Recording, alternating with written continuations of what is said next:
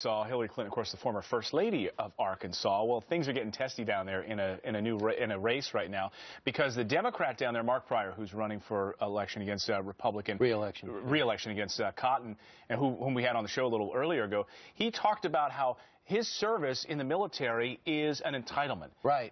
Tom Cotton served in Afghanistan and Iraq. After graduating from law school at Harvard, he decided to take 3 years off and work in a management firm, then got elected to Congress, now wants to be the next senator. Mark Pryor shocked many when he came out with these comments.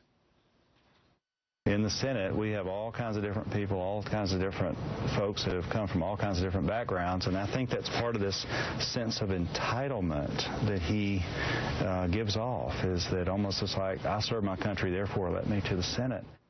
Well, some critics and many Americans feel that it was a gross attack on the character of Tom Cotton. He was here earlier. Brian, you spoke with him, and this is what he had to say.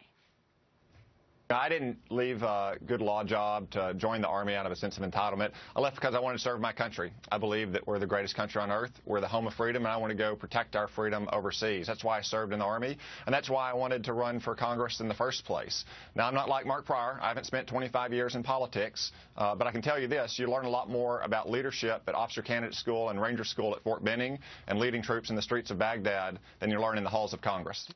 That's a strong pushback. So the Pryor campaign, we asked him to come on.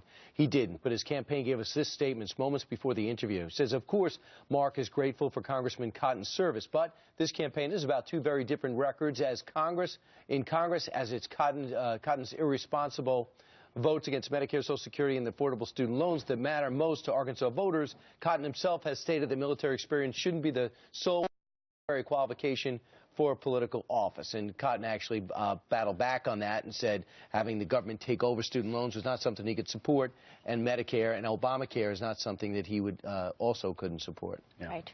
Certainly a pushback there on his part. If you look at the seats that Republicans are looking at getting back in red states, one in which they think they can is in Arkansas. True. Currently, prior to those comments, where to say that, to be generous, controversial, Cotton already had a 2-point lead.